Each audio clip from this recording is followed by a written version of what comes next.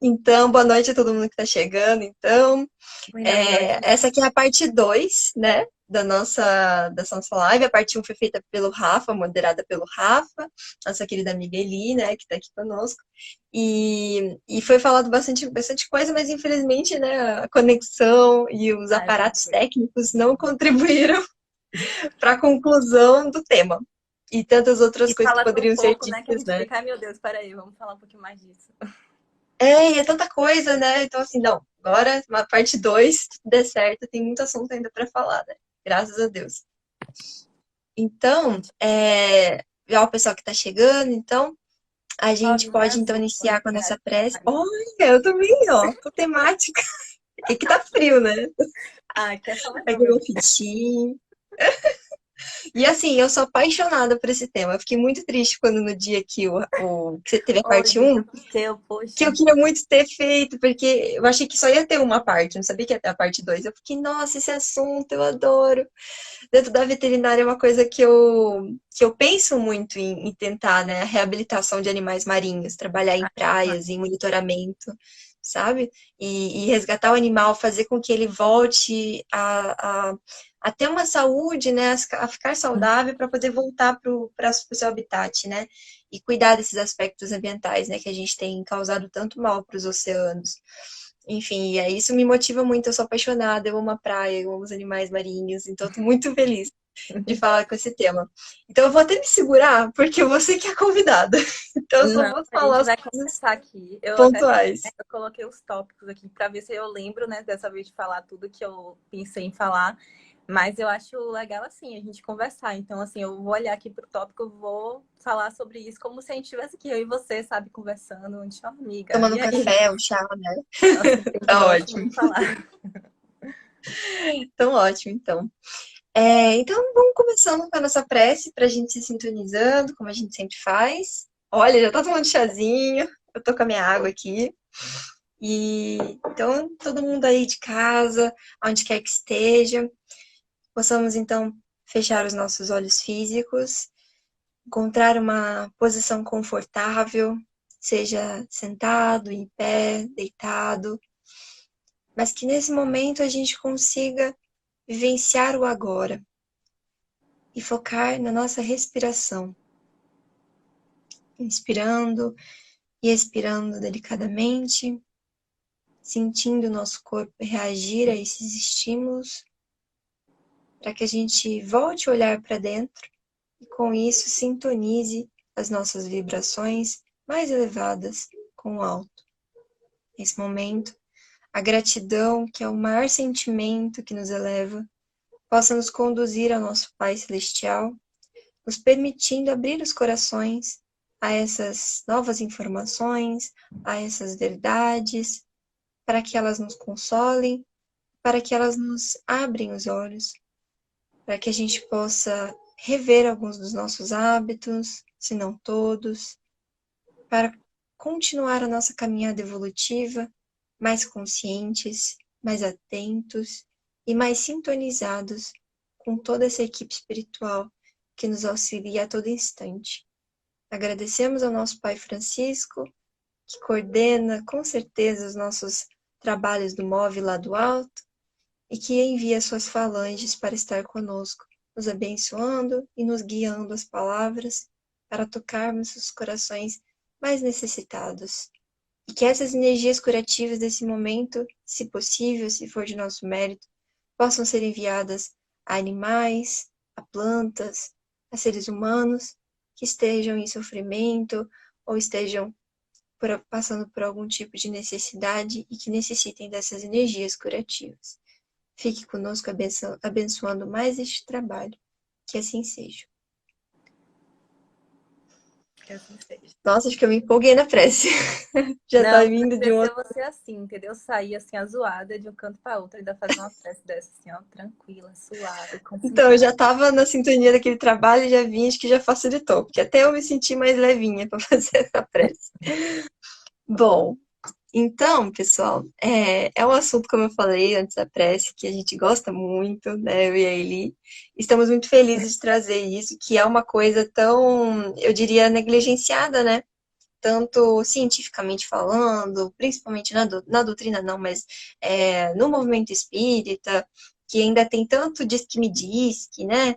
Enfim, então isso a gente vai trazer para tentar desmistificar algumas coisas e trazer a verdade, né? Que a verdade liberta e para isso que a gente está aqui, com todo amor e carinho, para a gente conseguir caminhar melhor nesse longo caminho, né?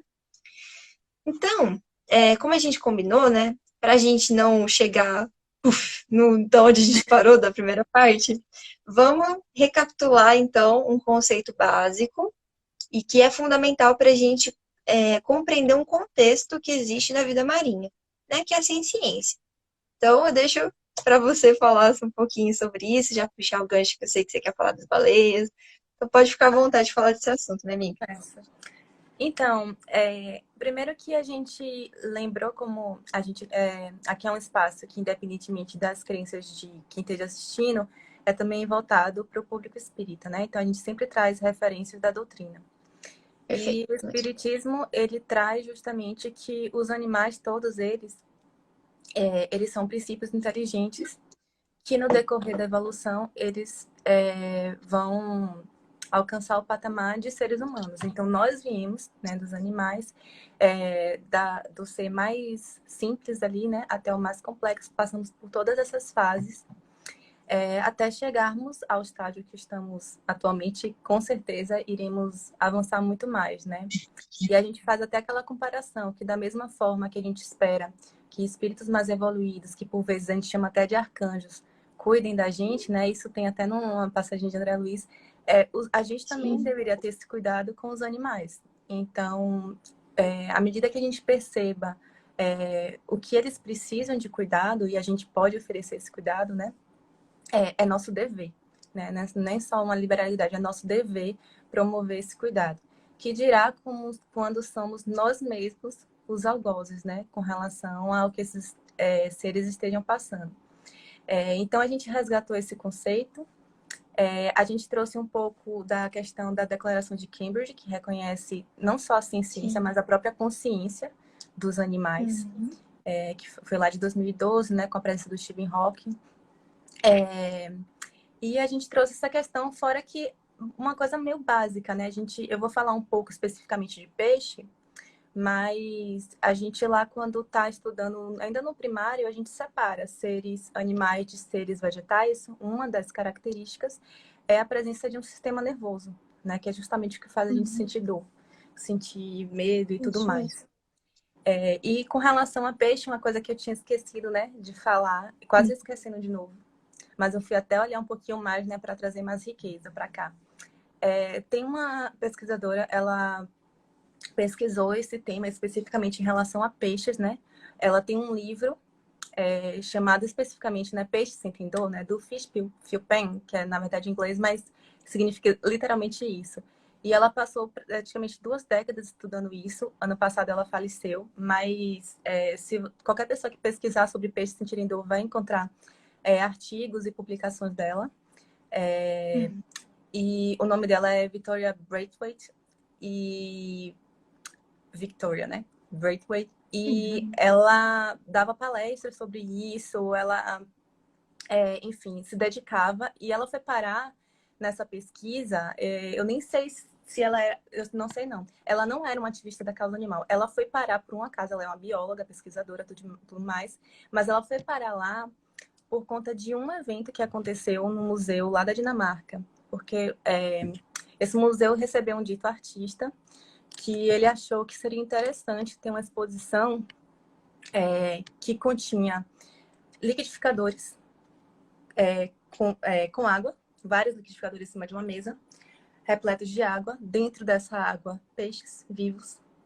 E as pessoas que iriam assistir essa exposição iriam presenciar esses peixes serem batidos ao vivo no liquidificador. Isso. E isso causou muito choque em algumas pessoas, outras, como a gente sabe, né? Não, mas muita gente ficou chocada com isso. O museu foi processado, inclusive, e daí surgiu o questionamento. Mas peraí, peixe sentem dor para a gente estar aqui entrando, inclusive, em direito animal, ou se isso é crueldade ou não. E foi a partir daí que ela foi convidada a desenvolver essa pesquisa, que terminou sendo praticamente a vida dela, né? porque ela foi se embrenhando, né, nesse assunto e foi estudando. E ela foi justamente demonstrando, ponto por ponto, por que que esses animais sentiam dor. Ela pesquisou também lagostas, siris e tudo mais, mas assim, o mais cargo-chefe mesmo é peixe, que era o que as pessoas mais se questionavam. E ela foi estudando primeiro as reações. Então, primeiro ela identificando aqui, ó, e tem os correlativos aos neurônios responsáveis por detectar se a temperatura aumentou, se a pressão está elevada, se tem produtos pH. químicos. E aí Uhum. as pessoas iam, assim, conforme ela ia fazendo as descobertas, falou, pronto, constatamos isso. As pessoas iam fazendo novas perguntas. Tá, mas isso aí pode ser simplesmente uma reação.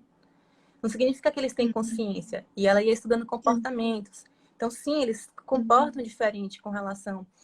Infelizmente, os próprios testes já são um pouco complicados, né? Porque você tem que submeter o peixador. Mas, enfim, ela promoveu uma série de estudos justamente demonstrando que esses peixes eles reagiam, inclusive, à própria morfina, né? Então, assim, olha, eu reajo às substâncias que inibem essa dor e como eu me comporto quando eu tenho ela, quando eu não contenho ela. E, basicamente, ela foi descobrindo, sim, eles sentem dor, eles têm consciência disso, eles se comportam diferentemente a partir desses eventos. Uhum. Então, né, isso é um fato. E com relação o nosso sentimento, né, de empatia, que uma coisa que a gente comentou também na outra live é que é mais incomum as pessoas criarem essa relação porque são animais que a gente não tem tanto convívio, né? Principalmente os animais, Exatamente. porque até os próprios animais de fazenda, eu ou você que fomos criados na área urbana, talvez não tanto, mas outras pessoas, né, vão tendo, ou até, né, se tem a oportunidade de assistir, vão ali criando algum laço afetivo, mas os animais marinhos é mais difícil, às vezes você pode viver completamente isolado deles. Uhum. E eu lembro tem uma história que eu acho que ela é fascinante, que demonstra muito isso, que quando a gente faz esse vínculo, quando a gente entende, né? Assim, eu consigo me ver no lugar do outro, eu consigo entender o porquê eu devo ter compaixão por ele. Uhum. Tem uma campanha do Greenpeace, eu acho que foi a campanha mais famosa do Greenpeace até hoje, que se chama Salvem as Baleias. Eu acho que todo mundo que Uhum. já entrou na área assim, de ambientalismo deve ter ouvido essa frase. Que foi uma campanha muito forte, né, para que fossem parada a caça às baleias. Aqui para a gente não é um assunto tão polêmico, porque o Brasil não tem o costume de consumo de baleias, mas outros países, principalmente os nórdicos e o Japão, Uhum. por exemplo, consomem bastante. E essa O óleo caça, também, né? Acho que é o óleo isso, da baleia, a que era carne usada para o e o óleo, lampião, né? sim. Acho que para Essa luz. da época de Uhum. Moby Dick, né? É, Isso Isso. mesmo. Aí, na época de Moby tinha o óleo de baleia, ele foi substituído, assim, com louvor, felizmente. Querosene, né? Mas ainda existe, assim, seja por questão de paladar, como a gente tem aqui com outras coisas, Ah, seja sim. por uma questão de tem muita Costume, coisa que né? as pessoas acham afrodisíaco, ou porque, enfim, diversos fatores, assim, diferentes do que se atribui para alimentação, que alguns países ainda têm muito interesse em consumo de baleias. E, inclusive, infelizmente, foi flexibilizado. Essa campanha que o Greenpeace, inclusive, teve sucesso, né? Uhum. Ela foi relativizada recentemente, ano retrasado, se não me engano. Mas o que eu queria chegar a essa campanha deles, porque o que é que eles fizeram para conseguir chegar nas pessoas? Eles contaram qual era o método para conseguir capturar essa baleia. Eu não sei se todo mundo que está aqui. Ó, oh, Rafa entrou. Eu não sei se todo mundo que está Foi aqui rápido. está familiarizado com a forma que você se consegue. Eu não sei atualmente se melhorou, não vou dizer melhorou, né? Mas se, como fala assim, se modernizou os Uhum. métodos, né, de caça. Mas assim, uma baleia, para quem já consegue imaginar, é um animal gigantesco, de proporções assim muito Sim. grandes É o maior comparadas ao homem, mamífero. por mais que você tenha ali equipamentos. Então, assim, os homens eles não davam conta, por mais que eles estivessem ali, olá, por mais que eles estivessem ali todo o aparato, eles não davam conta de conseguir capturá-las. Então, o que é que eles faziam? Eles capturavam um filhote. E uma vez que eles Uhum. capturassem o filhote, a mãe não saía de perto de jeito algum. E eles conseguiriam atacar ela até matar. Então, quando eles divulgaram esses vídeos, e é o método que se utilizava, né? Não sei, como eu falei, não sei hoje como é que tá. Mas Uhum. até então, eu falei da década de 70, não sei, mas assim, até então era assim que se fazia. E quando as pessoas descobriram isso, imediatamente o instinto materno bateu, né? Porque isso é uma coisa que a gente consegue trazer pra gente. Desculpa, Exatamente. não Não, chorando. exatamente. Uma vez eu falei isso na escola, todo mundo chorou. Mas, Eu quase. mas é isso. Então, assim, foi uma chavezinha que conseguiram justamente ligar e falar assim, olha, é um animal que sente, é um animal que consegue nutrir afeto, né? Tanto quanto a gente, e que até isso é explorado em benefício, né, dos belos prazeres do homem, né? E, Exatamente. pois é. Mas, então é isso, né? Assim, eu acho que a gente tem que fazer um pouco desse exercício, às vezes, de busca, não ficar só esperando que essas histórias cheguem até nós, porque né, são milhares de vidas que estão sendo ali sendo exploradas e de formas muito cruel que a gente poderia estar evitando, né? Com um pouquinho de esforço, assim, né? Considerando o que é, né? Você pesquisar de onde vem aquilo que você está consumindo, né? Se aquilo traz sofrimento ou não. Exatamente. E puxando o gancho do que você falou, né? Você estava falando desse distanciamento de empatia, né? Que tem, assim, que a gente tem em relação a peixe, né? Ao consumo da vida marinha, frutos do mar, né? Eu não sei se foi na parte um, eu não lembro agora aonde que eu ouvi sobre isso, agora eu tô confusa. Mas depois eu fui comprovar, porque eu tô estudando agora etologia, né? A parte de comportamento e bem-estar de vários animais de várias áreas diferentes, né? E aí tem muito essa questão da expressão facial, né? Porque os animais que foram evoluindo no convívio com o ser humano, eles desenvolveram por fatores que influenciavam diretamente a sobrevivência deles, eles iam conseguir ter comida ou não, abrigo ou não, segurança, reprodução, se eles iam conseguir se reproduzir, estava muito atrelado a um bom relacionamento com os seres humanos. Então, os lobos, os gatos, né, os lobos que viraram os cães, os gatos e esses animais mais próximos, né, depois da domesticação dos animais para produção, né, ditos de produção, também desenvolveram algumas, não tanto, mas desenvolveram. E isso faz com que a gente gere essa empatia, porque todo mundo que está aqui em casa que tem aqui em casa não, que tá na casa de cada um, é, saiba, tem assim, um bichinho, né? Tem um cachorro, tem um gato. E sabe quando o animal tá com fome, tá com dor, tá feliz, né? Tá alegre, tá com prazer, tá com raiva, tá com medo. Porque esses animais desenvolveram, né? A orelhinha mexe, o rabinho mexe, as expressões da musculatura se especializaram para desenvolver pequenas nuances que você percebe, mexeu, parece que mexeu a sobrancelha, né? A gente até brinca assim. Porque isso fez com que ficasse mais próximo do ser humano, das nossas expressões faciais, e com isso eles conseguissem comida, segurança, tudo aquilo que eu falei. Isso gera empatia, né? Claro, tem as exceções, a gente sabe de países que consomem culturalmente, mas eu tô falando de maneira geral, esses animais são mais próximos, criam essa simpatia. Os animais ditos de produção, principalmente os bovinos, caprinos e ovinos, né? Eles desenvolveram também, mas não tanto. Então você percebe nuances também, você vê que parece que está sorrindo, parece que tem lágrima. Então tem algumas nuances também que gera essa proximidade. E aí você pega aves, né, galinhas em geral, não digo as aves pets, porque essas desenvolveram também, mas as aves ditas de produção e depois a vida marinha, os peixes, elas são mais distantes dos seres humanos. Então, eles não desenvolveram essa expressão. Então, com isso, é muito fácil a gente entender quando as pessoas que estão buscando tirar a carne da alimentação, elas tiram primeiro a carne vermelha, que são suínos, que tem muita expressão, são muito inteligentes, e os bovinos. Depois vai para a carne branca, que seriam as aves, e depois tira o peixe. E eu conheço muita gente que se diz peixetariano, né? Que tá, sei lá, 20 anos sem comer carne, se diz vegetariano, mas consome peixe. E acha que peixe não sentiria dor. Então, com É fruto isso, do mar, né? ou sente menos dor. Frutos do mar, exatamente. Então, aí eu posso usufruir disso.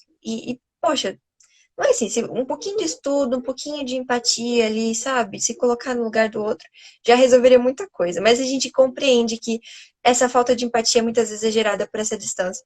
E o peixe, se eu não me engano, é o único animal que ele não grita quando sente dor, ele só abre a boca e os olhos arregalam. É a única maneira que ele entende de expressão externa, né, da dor. E isso não é o bastante para que a gente interrompa e tenha alguma noção, assim, né, muitas vezes. Mas enfim, é só uma ideia, né? E um outro trecho que eu queria colocar aqui pra gente, tá? Que assim, se você tem dúvidas sobre consumo de peixe ou não, tem um artigo no nosso site muito interessante do Rafa, principalmente no que diz respeito a Jesus. A gente vai falar de Jesus mais pro final da live. Se Jesus comeu peixe ou não, aquela coisa. E aí tem um trechinho no artigo dele que foi citado na parte 1, mas eu gostaria de citar de novo para a gente se colocar para entender que peixe não são nada. Lembrando que tubarão também é peixe. Então, se a gente sabe que tubarão pode sentir dor, a gente tem uma noção, o peixinho pequenininho também vai sentir. Então, vai ter relações, né? Vai criar relações sociais. E aqui esse trechinho é muito bom. Diz a investigação científica: os peixes constroem ninhos complexos, formam relações monogâmicas, caçam de modo cooperativo com outras espécies e usam ferramentas. Reconhecem-se uns aos outros como indivíduos e mantêm um registro de quem merece confiança e quem não merece. Tomam decisões individualmente, monitoram o prestígio social e competem por melhores posições. Usam estratégias maquiavélicas de manipulação, punição e reconciliação.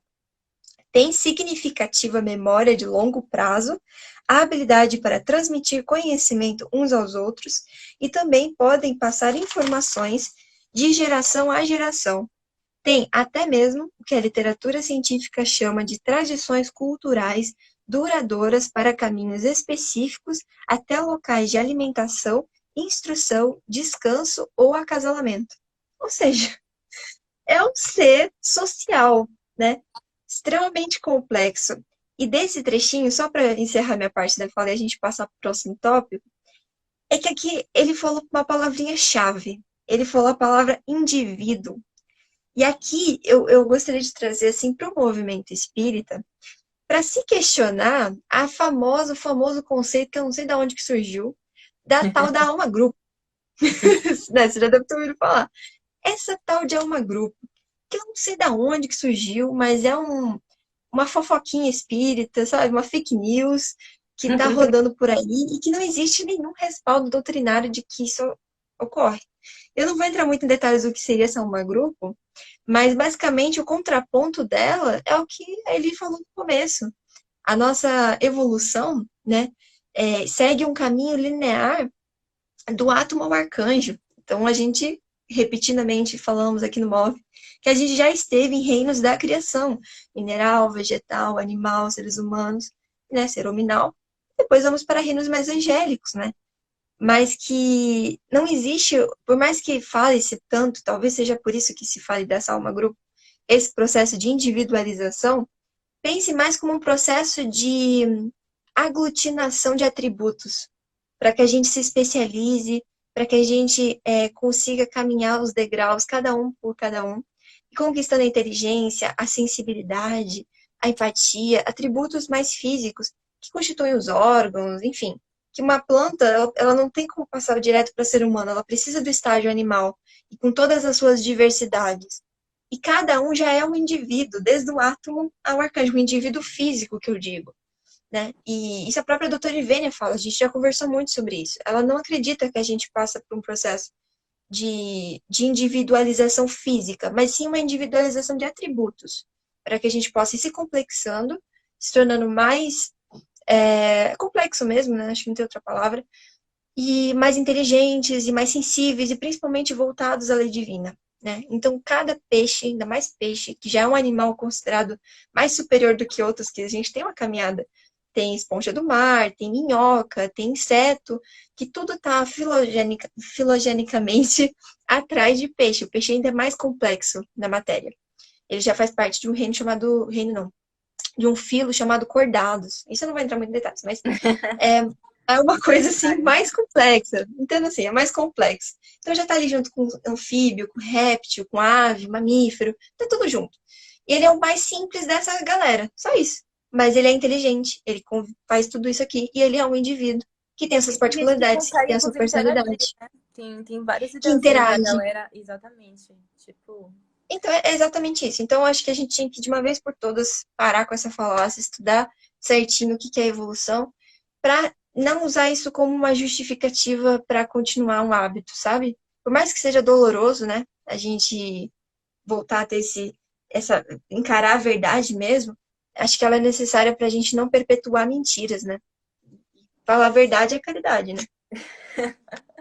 Então agora Brá, passa a bola para você. brá.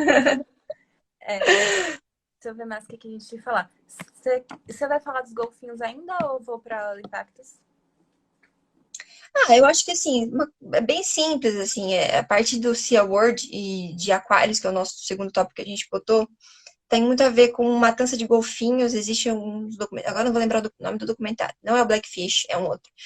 Tem um documentário específico, eu acho que tem no YouTube, eu assisti no meu ensino médio.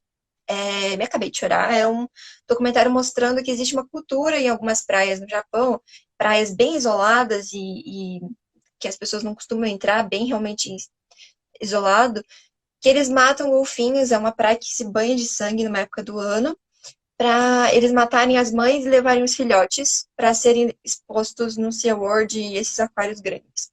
Então, existe um comércio. E a carne das mães é comercializada nessas cidadezinhas litorâneas como se fosse uma carne conhecida, de um peixe conhecido. Uhum. Atum, sei lá. E, na verdade, isso é um grande risco para a segurança alimentar. Porque não é uma Ah, mas carne assim que você conhece as propriedades e as doenças, enfim, vários patógenos que pode ter nessa carne que você não conhece, e isso está prejudicando pessoas.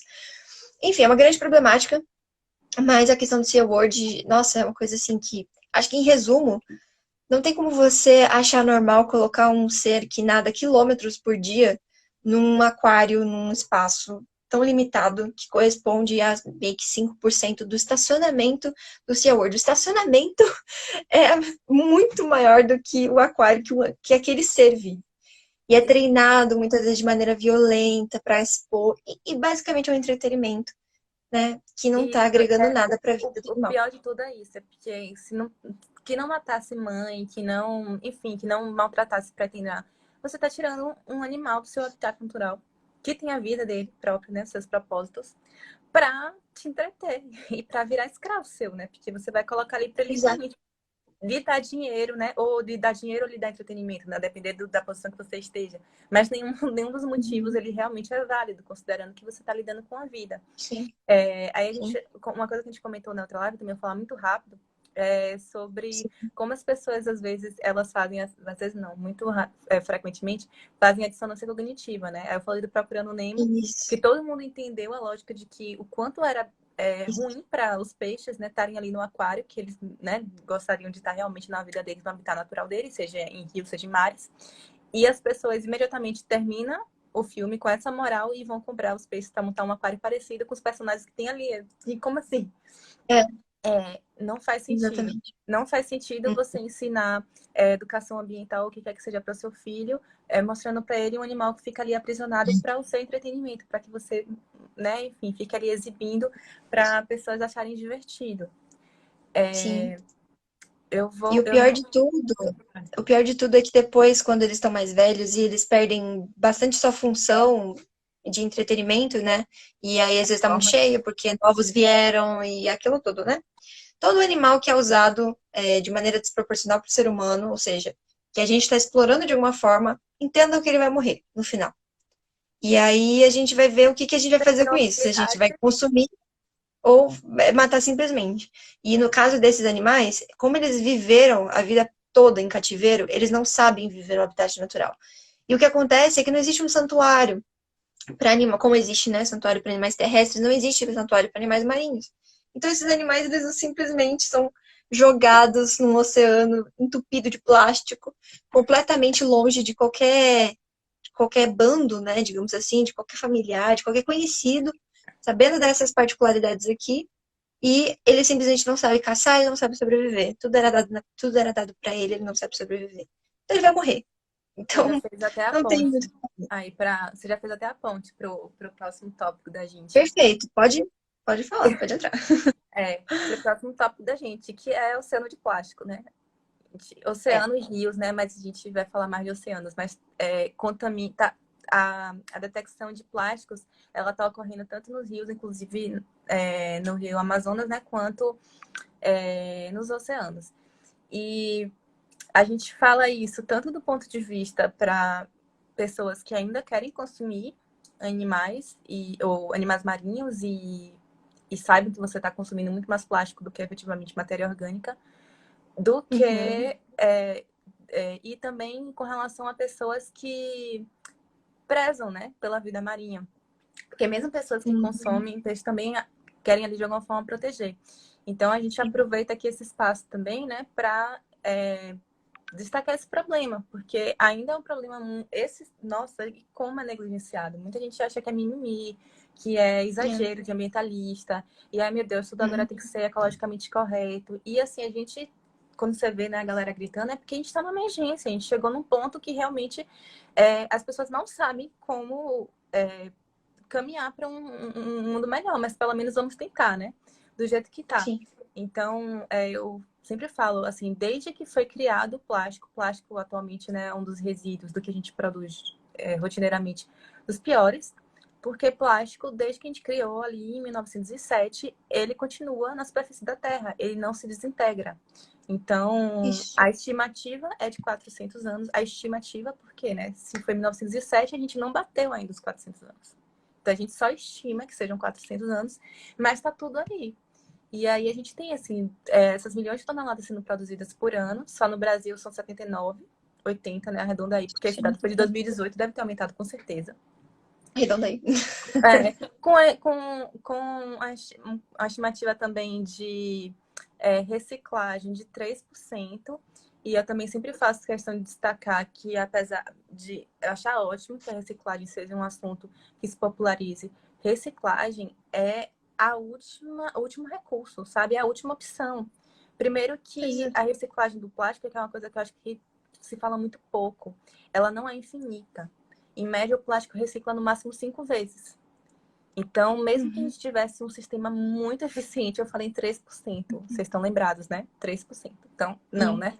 Não estamos. Então, assim, Uhum. ainda que a gente tivesse um sistema maravilhoso de 100% de reciclagem, quando chega num Uhum. determinado ciclo, né, que em média, dependendo do material do plástico, é 5 vezes, você não consegue mais reciclar, porque ele esfarela, né? Você não consegue mais juntar, né, as Sim. moléculas de plástico. Então, vira microplástico mesmo. E a gente está vendo esse impacto diretamente nos oceanos, que vem diretamente para a gente, porque não só quem consome os animais marinhos, mas a gente precisa consumir água também, né? Então, a É. gente tem essa brincadeira, né? Metade de mim é amor, metade de mim é microplástico, porque a gente está É. trazendo isso para a gente. Então, assim, o plástico, independentemente de que você vá ali caminhar para o lixo corretamente, ele vai para aterro. Em algum momento ele vai parar no lençol freático, em algum momento ele realmente vai parar nos rios e mares. Uhum. Então, Exatamente. É, acho que você travou. Lia,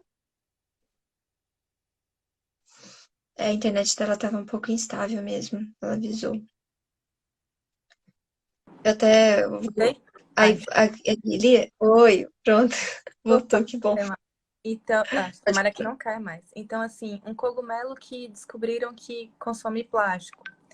Esse cogumelo, gente, a gente ia ter a terra inteira coberta de cogumelo, ele não ia conseguir dar conta de todo o microplástico. Então, a gente precisa realmente parar. O que não tem jeito, válvula de coração, enfim, seringa, a gente compreende. Mas o que tem jeito? Não tem sentido a gente continuar fazendo só porque é cômodo. É, você fala aquilo que são descartável de medicamentos, né? Tipo, medicamentos, não, perdão, da medicina, né? Então, seringas, plástico. Aí, travou, voltou.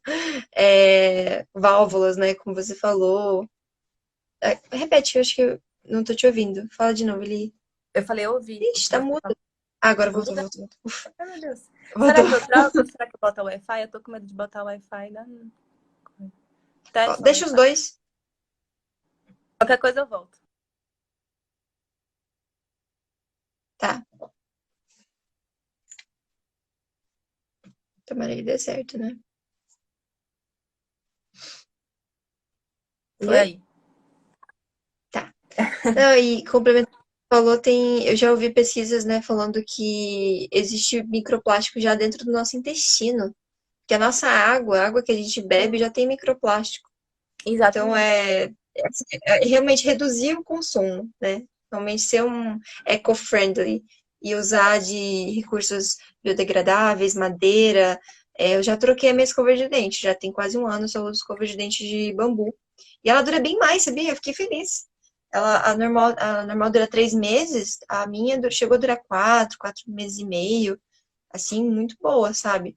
E é uma solução que, se você parar pra pensar, a sua primeira escova de dente ainda existe. Tá em algum lugar, deve estar dentro da barriga de um peixe, sabe? É uma coisa, é muito absurdo, né?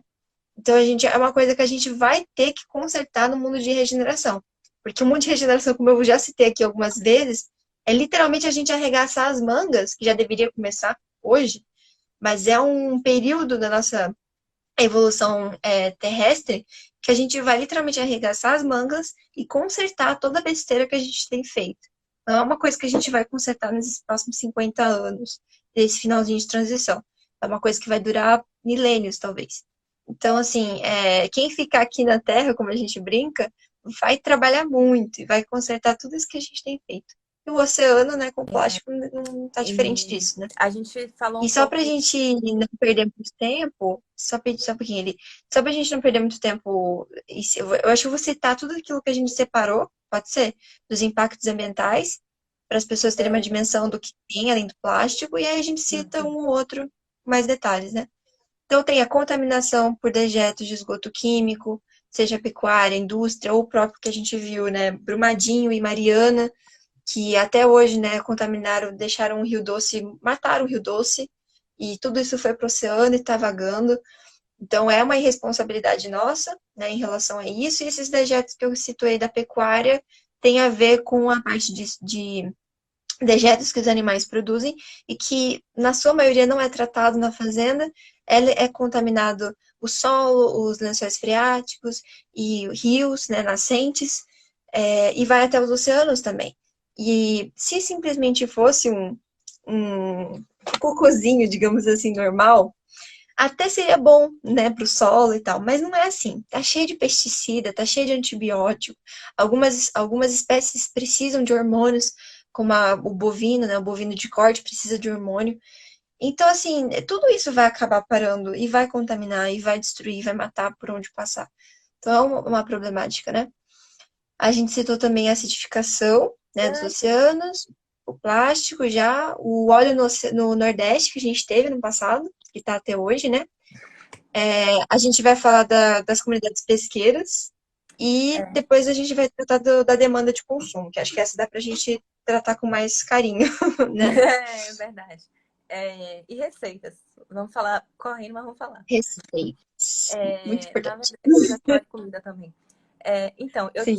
eu tinha falado com o Nath que dessa vez eu ia falar. Eu não lembro se eu cheguei a citar. Não lembro exatamente se eu cheguei a citar.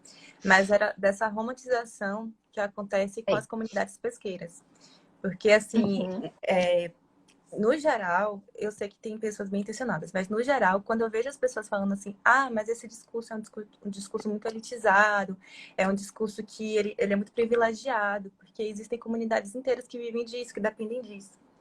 E eu sempre falo assim, elas dependem disso atualmente por subsistência, por falta de opção. E a cultura em si, né, do viver da pesca, ela é muito romantizada, porque na prática ela é um estado de vulnerabilidade alimentar absurdo. Então, assim, as Uhum. comunidades aqui da Bahia, pelo menos que eu já acompanhei, elas estão sempre em situação de segurança alimentar.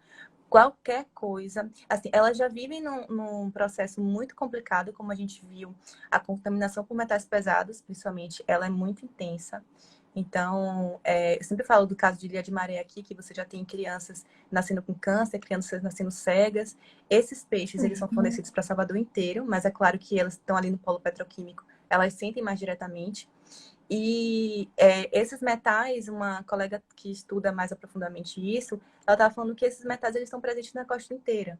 Então, assim, você não vai ter um pedaço que não tem, está contaminado. Então, ainda que você fuja um pouco de uma situação, eu vou falar um pouco mais sobre os peixes de cativeiro quando a gente estiver falando de consumo de animais, dos problemas disso, mas ainda que você fuja disso, é uma situação de insegurança alimentar absurda, não só pelo fato de que esses animais eles estão muito contaminados, né? E é uma coisa para a gente pensar não só por interesse em consumi-los, mas preservá-los, como também Sim. pela própria oferta desse alimento.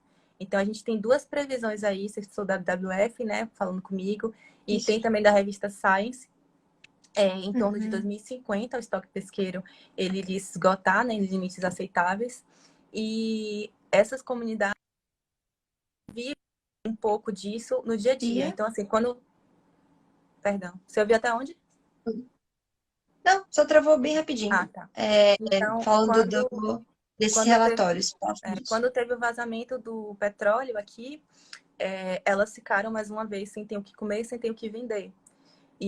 Assim, já é uma situação de muita precariedade, porque, assim, não é uma grande dignidade que você consegue ter vivendo da pesca do jeito que as comunidades vivem atualmente.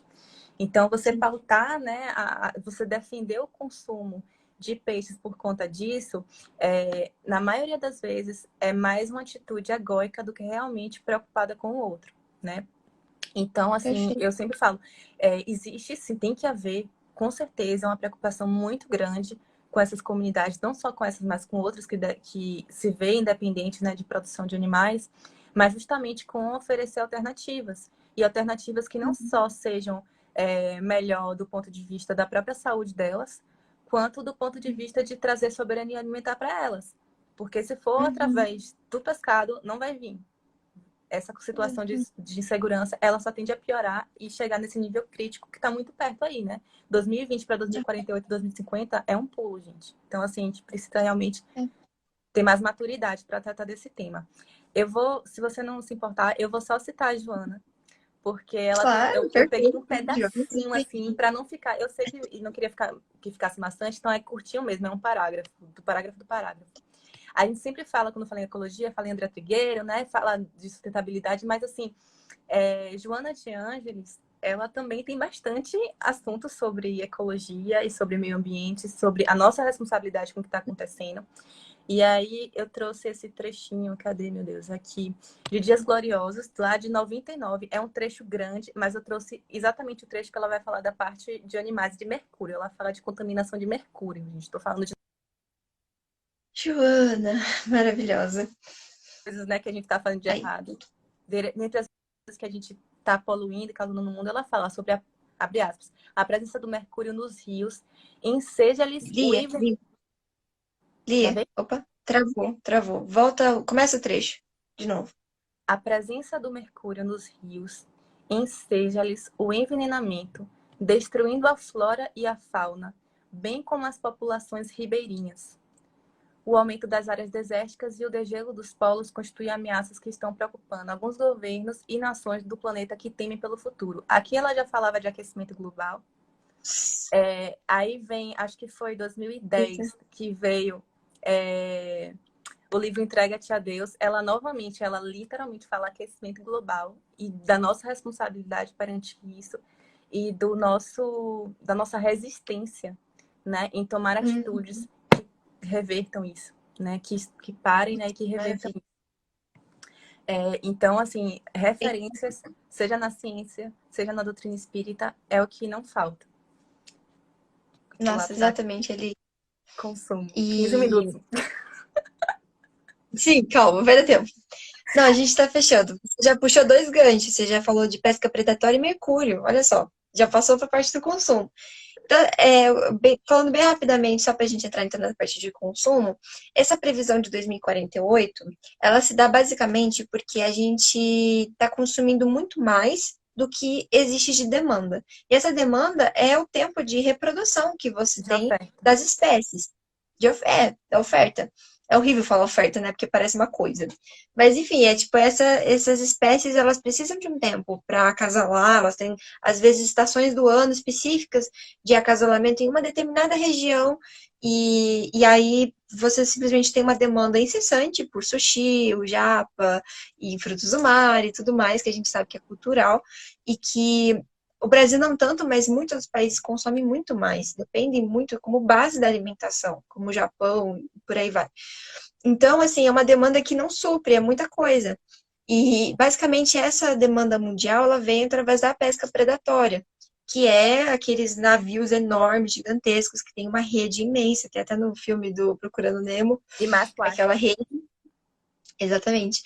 E ela vai puxando, e depois ela ergue aquele aqueles peixes enormes, assim, dentro daquela Pesca rede. de Ele arrasto, simplesmente né? pega. E nesse ponto ele tá arrastando tudo, né? Tá pegando tartaruga marinha, tá pegando golfinho, tá pegando baleia, tá pegando, né, aquelas orcas que é baleia, tubarão. Enfim, que eu tava com orca na cabeça.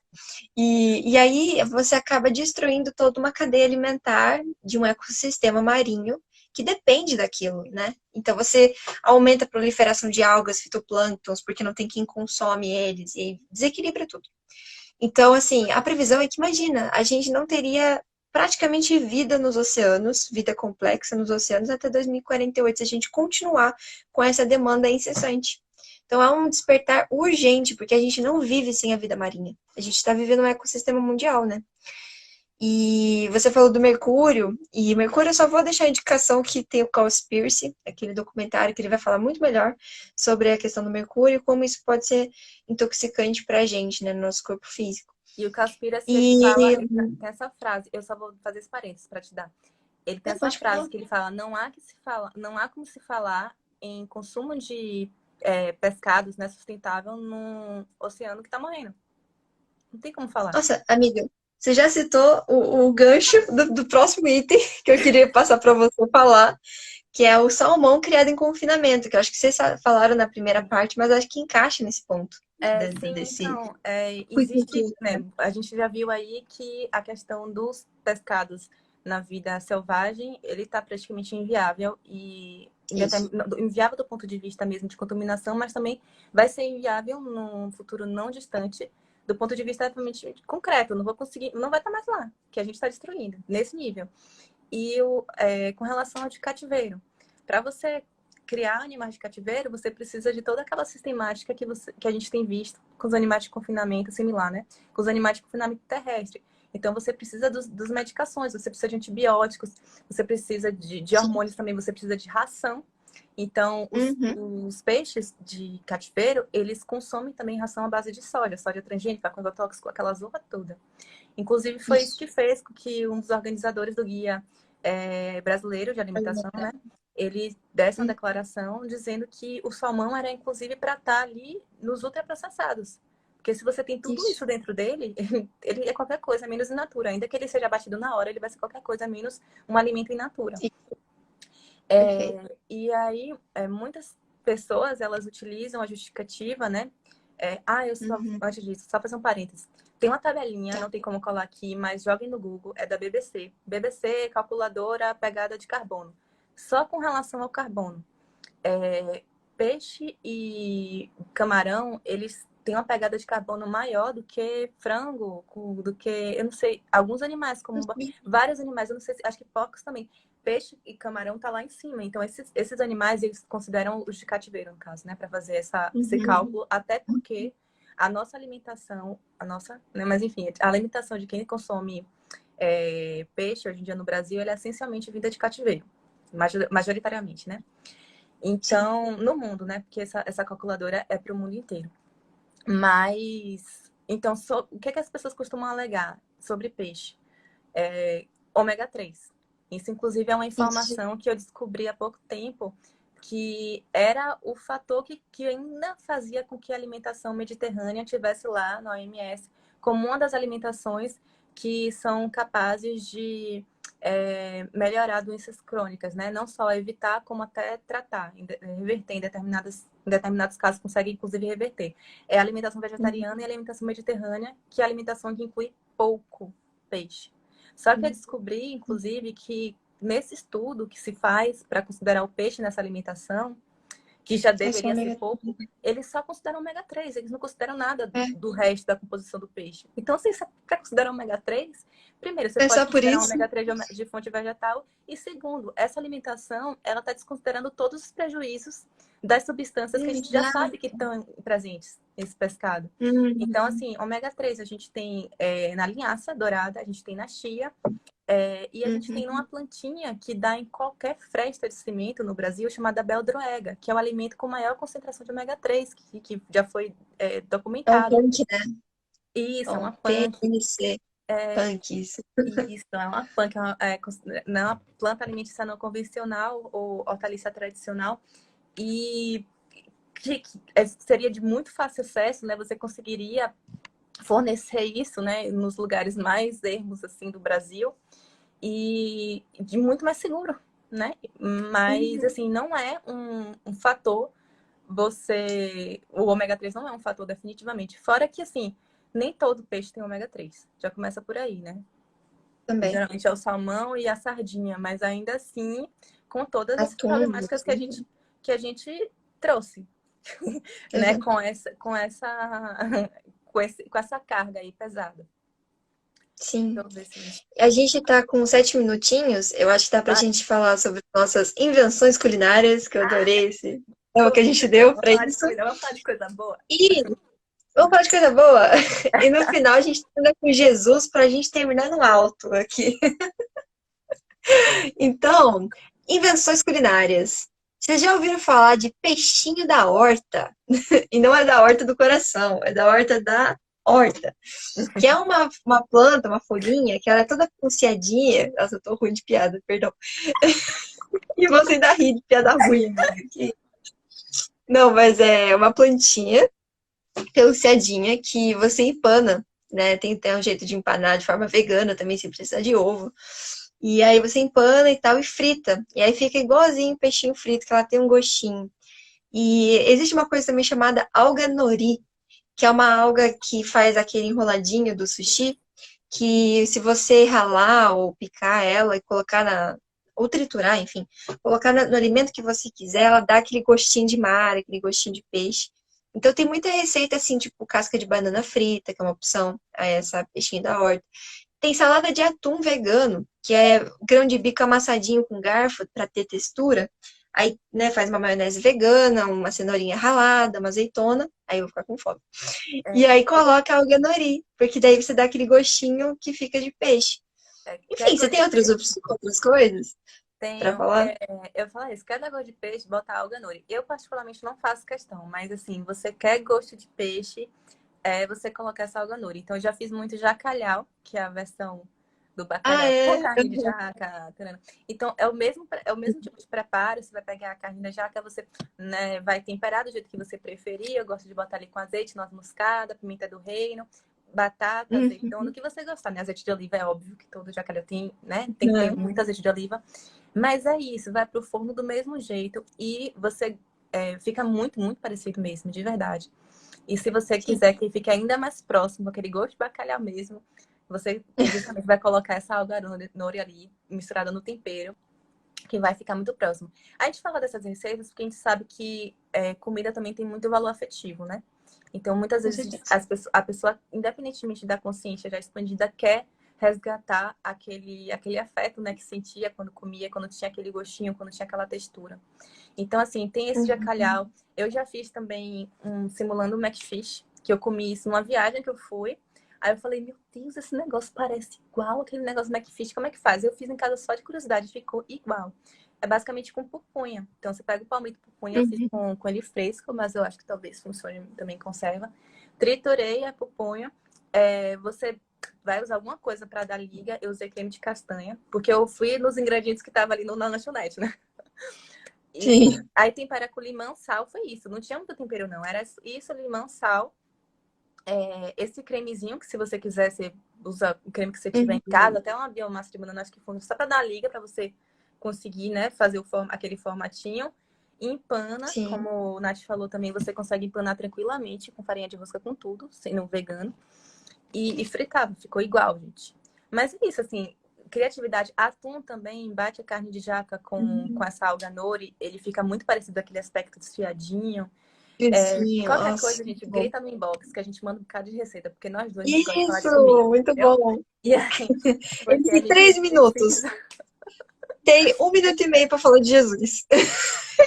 Então, eu vou Bora. falar muito rapidamente, assim, existe essa polêmica absurda, absurda, né? Mas assim, que as pessoas, muita gente se incomoda um pouco sobre por que Jesus, se Jesus teria comido ou não. Existe um artigo fantástico, muito completo e embasado de Rafa, lá na página do Move. Uhum. Duas Isso. coisas, tentar falar muito rápido, qualquer coisa me corta, viu? Duas coisas Tá bom. essenciais que eu percebia. Existem basicamente duas passagens na Bíblia que traziam que poderiam fundamentar Jesus ter comido peixe. Uma é por ele ter feito ou não a multiplicação de pães e peixes, mas o próprio Kardec, Ixi, ele só fala em pães, ele nem cita peixes, então não, na Gênesis. dependendo da tradução, não Uhum. tem peixe. E ainda assim, a parte do pão, Kardec traz isso como uma limitação da fome espiritual, não a material. E a Isso. outra é com relação a Jesus ter comido peixe quando ressuscitou. E eu acho isso, principalmente para espírita, uma coisa muito surreal, porque a gente compreende a realidade do espírito, a gente sabe que Jesus voltou como espírito. Então, assim, necessitar ele Uhum. comer qualquer coisa, seja peixe, seja Não planta, ele tinha. não precisava. Mas, assim, tem muito mais coisa que não dá para falar aqui agora e muito mais coisas que eu nem sabia que Rafa trouxe ali, meu Deus, ali ainda assim, mastigado. É. Então, se joguem aí. E há E 40 só, páginas, meu amor. hora que, assim, é muito E é isso. louco. É muito louco a gente achar. Não, vai, fala, senão. Não, só agradecer pela sua participação e só dizer bem rapidinho também que, gente, Jesus, como Joana fala, é o sublime ecólogo e é o sublime escultor do nosso planeta. Ele é o coordenador de todas as vidas e laboratório de vidas que constitui tudo que existe no planeta. Então, esse ser, nessa dimensão, em tanta pureza, vocês conseguem encaixar ele num ser como nós, que culturalmente comeria um irmão nosso, ele tendo aquela consciência. Então, assim, é só para a gente fazer pensar de que talvez a gente tenha colocado um papel em Jesus que não cabe a ele, que é de ser antropocêntrico e especista, e justificar os nossos hábitos e consumos de peixe hoje e no que acontecia há 2000 anos atrás nos arredores de Galileia. Então, assim, é só isso. Eu queria dizer, leia o artigo do Rafa. Obrigada, Lia, por estar aqui conosco. 30 Pergunta de segundos, comida pra gente, que a gente palavras. gosta. Então, assim, muito obrigada. E últimas palavras, 20 segundos. É isso, pergunta pra gente de comida que a gente gosta e de tudo mais que Isso. precisar, qualquer coisa também. Beijo.